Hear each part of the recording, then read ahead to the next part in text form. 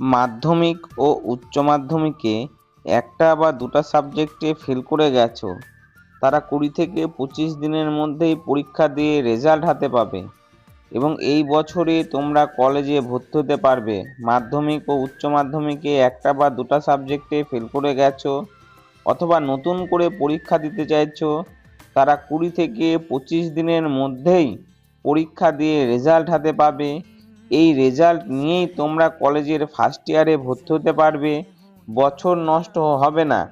অর্থাৎ তোমরা কলেজের ফার্স্ট ইয়ারে যখন ভর্তি হবে, তোমরা ফিজিক্স, কেমিস্ট্রি, বায়োলজিতে অনার্স, জুওলজি, বোটানিতে অনার্স, ফিজিওলজিতে অনার্স, মাইক্রোবায়োলজিতে অনার্স, এমনকি হিস্ট্রি, জিওগ্রাফি, পলিটিক্যাল সায়েন্সেও অনার্স পাবে এই রেজাল্ট এবং মার্কশিট দিয়ে। এছাড়াও তোমরা GNM nursing, BSc nursing, NEET, paramedical এবং ইঞ্জিনিয়ারিং, ডাব্লিউবিজেই, ডিপ্লোমা ইঞ্জিনিয়ারিং সমস্ত সরকারি পরীক্ষায় বসতে পারবে। PSC, SSC, WBCS, rail, primary, high school, যত রকমের চাকরি আছে সমস্ত চাকরির পরীক্ষায় বসতে পারবে এবং এই সার্টিফিকেট এবং মার্কশিট সরকারি। আমরা জানি যে রেগুলার বোর্ড আর ওপেন বোর্ড বা মুক্ত বিদ্যালয়ের বোর্ডের মার্কশিট ও সার্টিফিকেট সেম ভ্যালু। কেউ যদি বলে মুক্ত বিদ্যালয়ের সার্টিফিকেটের কোনো ভ্যালু নেই, এটা সম্পূর্ণ ভুল।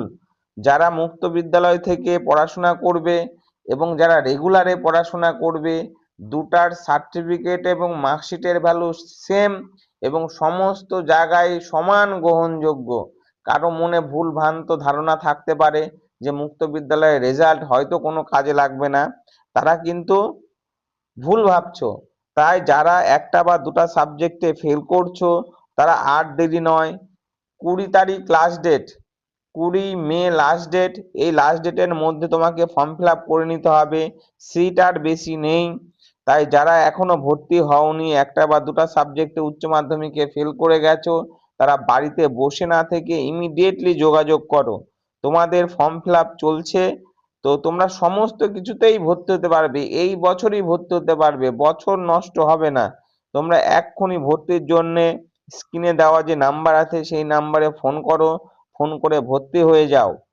আর দেরি নয়, বছর নষ্ট হবে না। তোমরা যে কোর্সে ভর্তি হতে চাইবে, যেটাতে অনার্স নিতে চাইবে, যে চাকরির পরীক্ষায় পরীক্ষা দিতে চাইবে, সমস্ত কিছুতে গ্রহণযোগ্য রবীন্দ্র মুক্ত বিদ্যালয়ে মার্কশিট, সার্টিফিকেট। সবাইকে ধন্যবাদ।